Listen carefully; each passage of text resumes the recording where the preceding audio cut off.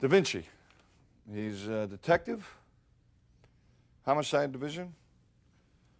He's earned his right to be a detective. He's a good cop. He has opinions that have been drawn from true life experiences. And like any good cop, he's frustrated with the way our legal system is working. And I agree with him. I can't explain why I shine and no one else shines. I think everybody shines in different things. And a lot of things I can't do. I can't play basketball like every other black person in America. But I can act. I know how to go to that true spot in myself because I'm there every day. I can be me. I can be whoever because I'm true to me. I can go to neutral easily. A lot of people, black, white, Mexican, young or old, fat or skinny, have a problem being true to themselves. They have a problem looking in the mirror and looking directly into their own souls.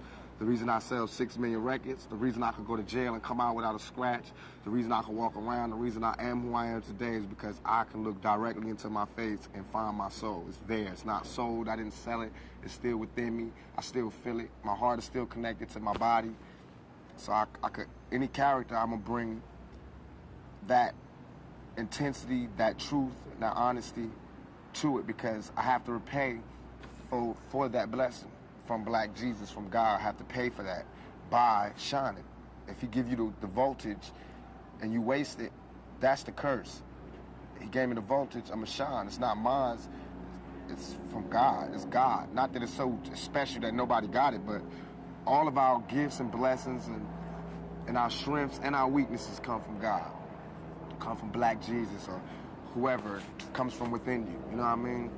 So it's not really tricky. Everybody can do it if they just can go to that spot. I guess all the things that happened to me in my life allow me to go there easier. I could be the best actor anybody ever seen. Given the chance, the opportunity, and the experience, and the lessons from people, I could be the best.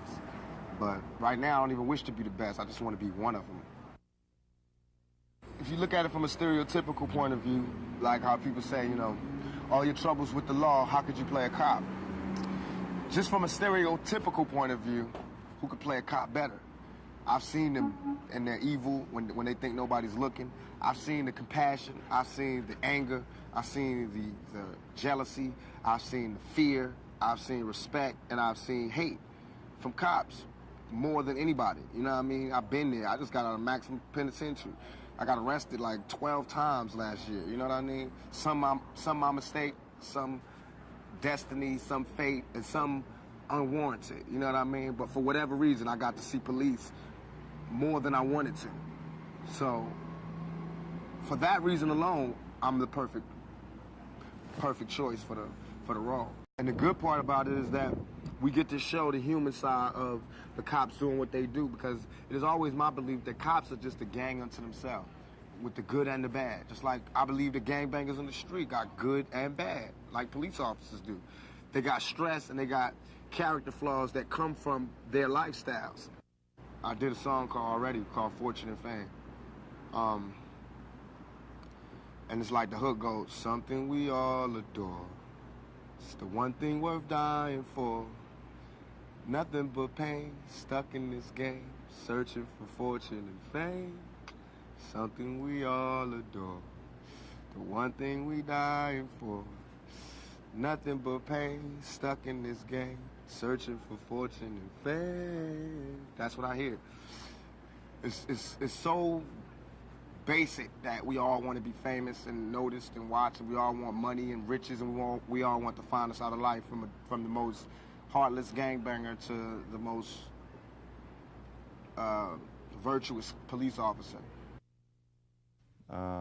We are like brothers. We are closer than blood. And we would protect each other with our lives. And so the relationship is one of a bond that really nobody else understands. What did I think when I first read the script? How come Harrison Ford doesn't have this? Why didn't they give this to Michael Douglas? How did they get to me? This is the best script I've read. And I was on my agent like, can we really get this? He's represented the family of the man who's accused of murder in in this story. The fact that there were no heroes, but that the common man, and I consider Baylor a common man, ordinary people are brought into league to stop the evil. Power. Men seduced by power, their own power. Policemen have a lot of power.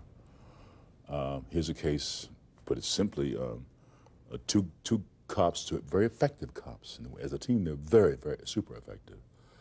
Their job is to take down drug dealers. And the more they take down, the more they realize, well, they can also, if they kill them, they can get the money and the drugs, and in their own pockets. It's a great temptation, especially for poor people. Joe is a Skid Row bum who has a secret about his past that he's hiding, and something happened to him way back there that sent him down into the bottomless pit. He has amnesia. He doesn't even know himself.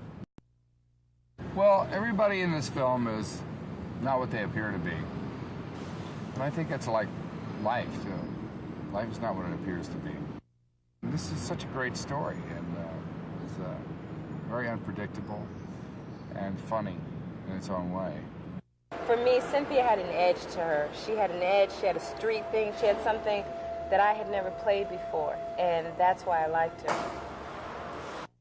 These are people that would know each other. These are people that their lives would intertwine. And I think that's what makes it so different. I just, in scripts like this, I just get them going, and then I just try to let the characters have their way and run with it. It's about overconfidence. It's about a couple of guys who think they've got a real handle on a way to make extra money, and they inadvertently pull off something that starts a whole chain of events going, and they have to scramble in order to cover themselves. A lot of times, for me, it's watching an actor and what they do when they're not saying anything. It's how they fill up the spaces. And he did things with his face and his hands and stuff like that that I knew that he would become the person.